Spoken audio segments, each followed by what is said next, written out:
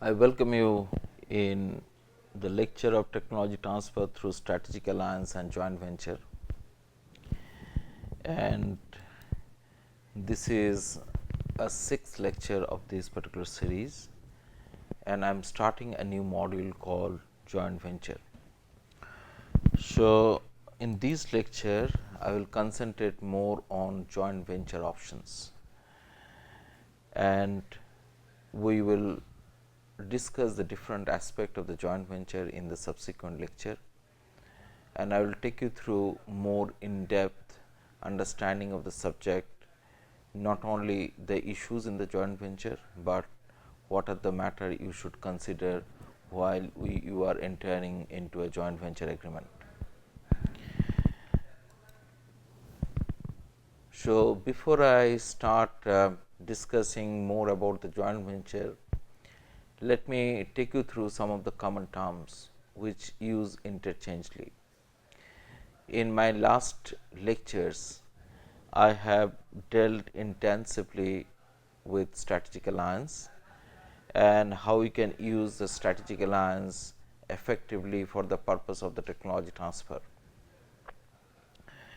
But nevertheless, let me draw your attention on this particular fact that the strategic alliance is a wider concept. It's a umbrella kind of understanding, and within this particular understanding all other concept can be assimilated like collaboration as well as joint venture. If you remember, I have told you that the strategic alliance may be a hard contract or maybe the soft contract. When I said that it is a hard contract, I basically indicated the formation of a joint venture out of the strategic alliance, and at the same time when I talked about the soft contract, I basically indicated that it might lead to memorandum of understanding or formation of association of person. So, collaboration also you will find many of the time used interchangeably, and there was a no definite meaning in the law relating to the collaboration. Collaboration is basically a business term, and in the business world people understand by the collaboration sort of understanding between the partners who have a similar objective to carry on the business. So, many scenario you will find people to interchangeably use the collaboration and the joint venture.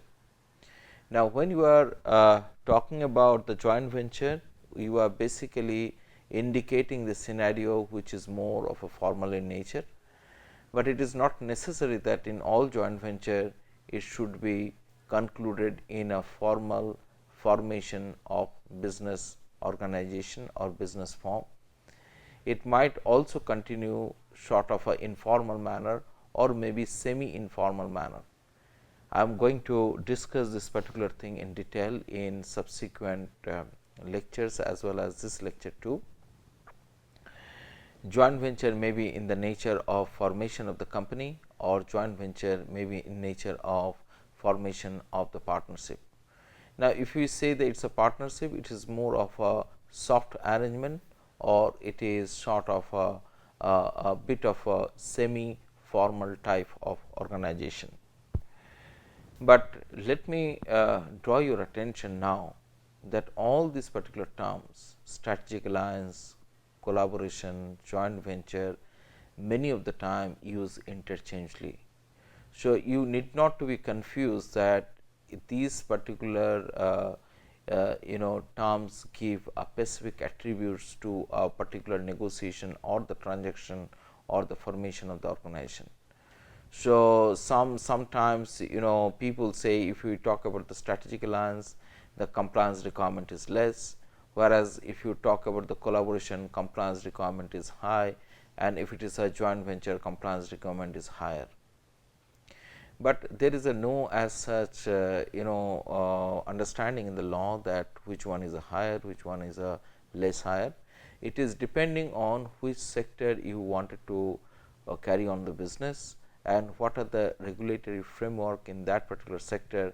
Based on that, these a higher compliance requirement or lower compliance requirement come into the picture. Now, let me take you through the definitions of the joint venture if you can. Now, if you look into any law in India, they do not define the word joint venture, and because of that there is several issues has come up before the law, before the court. So, one of the case which I have picked up, which has been decided by Supreme Court of India in 2008, and name of the case is Fakir Chand Gulati versus Upal Agencies Private Limited. And while defining the word joint venture, Supreme Court said that there should be some kind of interest, control of the interest and sharing of the liability for the losses.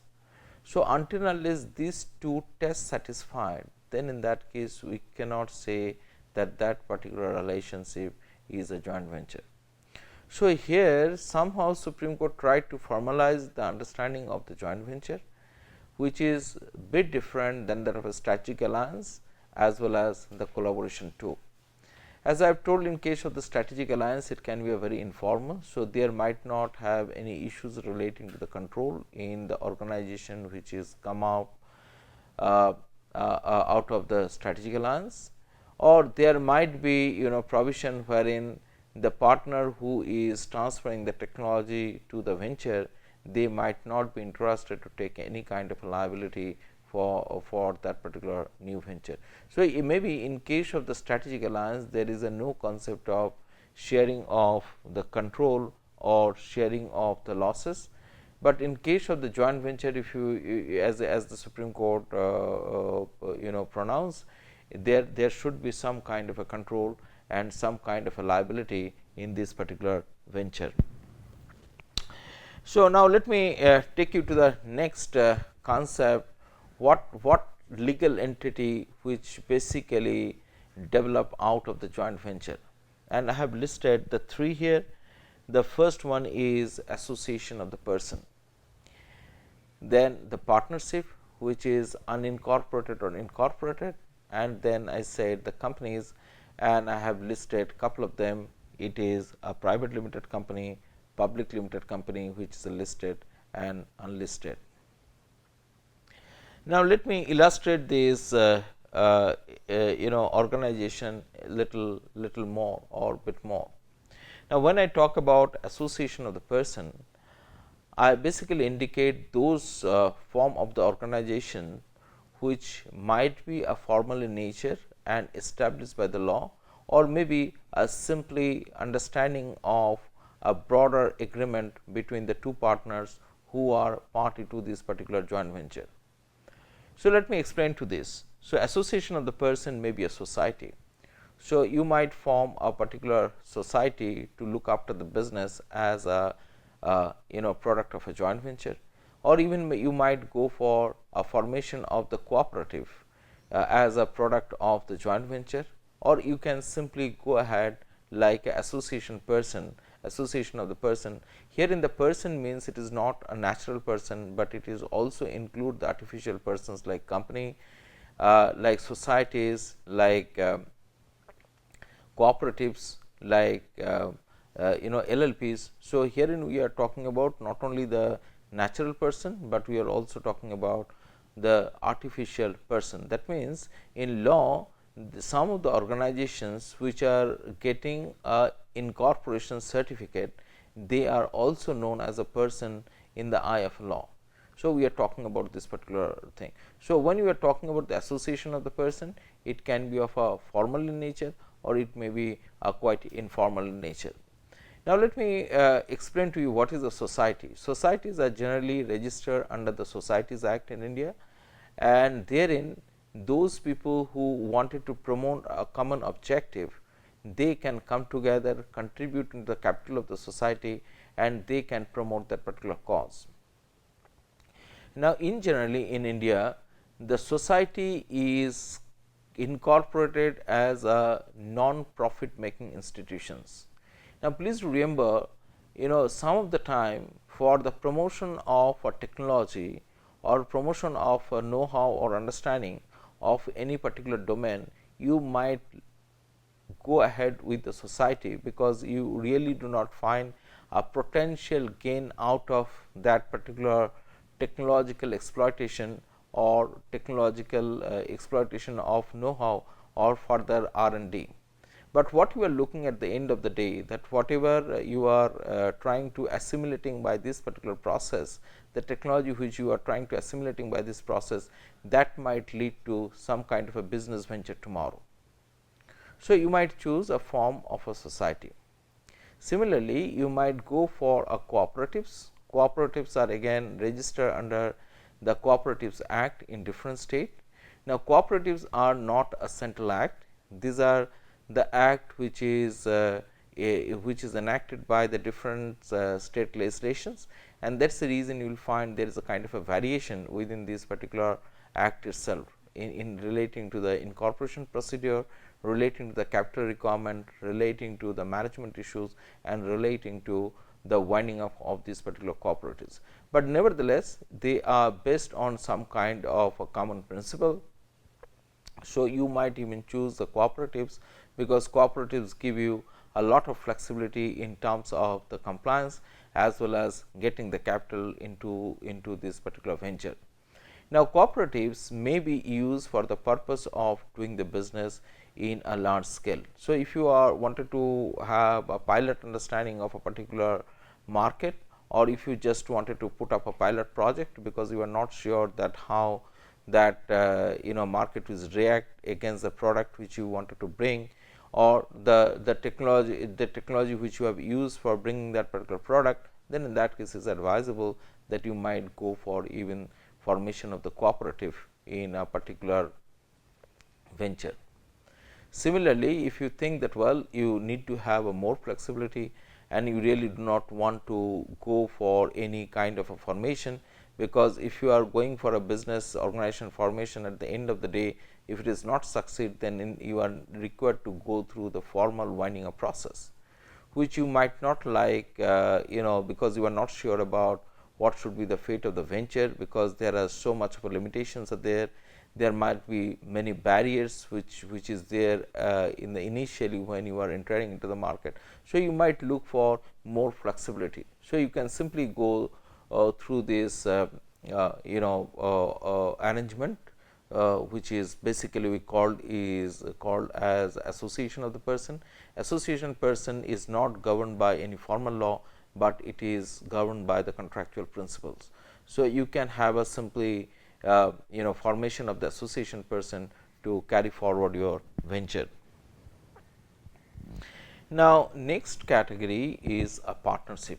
Now, partnership is more according to me, partnership is a more formal arrangement than that of association of a person, and the partnership can be two types.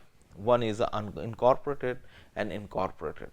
Now, if we are talking about the partnership unincorporated, then this governed by the Partnership Act, which is quite old, and the requirement of registering the partnership is quite flexible in this particular case, because the partners in the venture should enter into an agreement which is known as a partnership agreement, and they can register that particular partnership agreement with the register of the partners. So, once they get this partnership agreement registered, the partnership can carry out the business in the domain wherever they wanted to do. At the same time, they can also acquire the common property in the sense the partners as well as the partnership firm will hold the property commonly or jointly. At the same time, they have a right to prosecute somebody if somebody do not honor the contractual obligations, or they can be prosecuted by somebody. So, what I am trying to talking about is more a formal arrangement than that of an association of a person.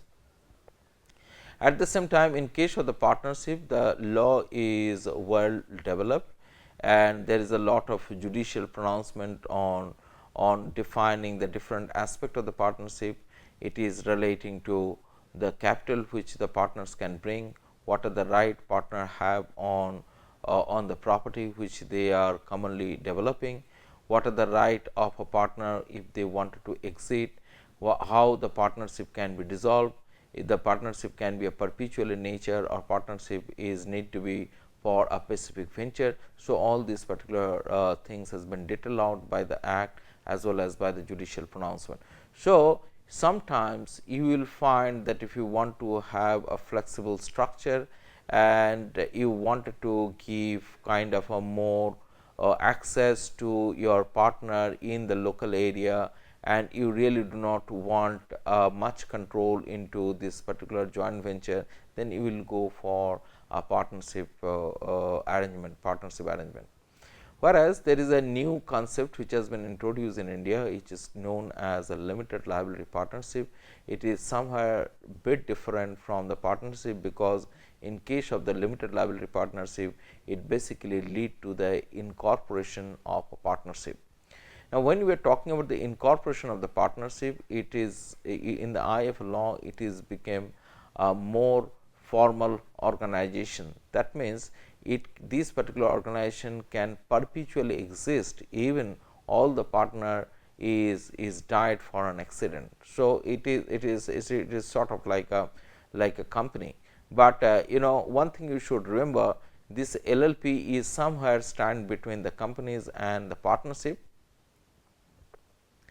because in case of the LLP the liability of the partners are limited, but at the same time you have a flexibility relating to getting the number of a partner, defining your capital of that particular company and the way you wanted to carry out this particular process.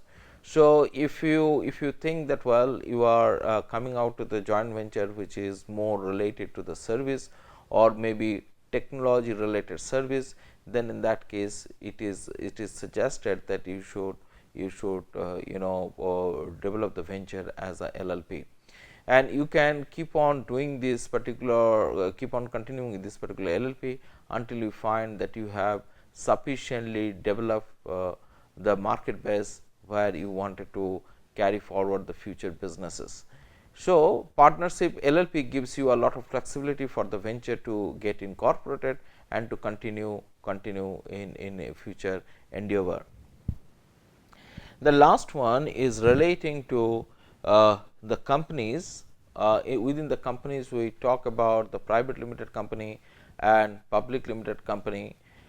In case of the private limited company, it is again a formal arrangement where the promoters has to promote this private limited company.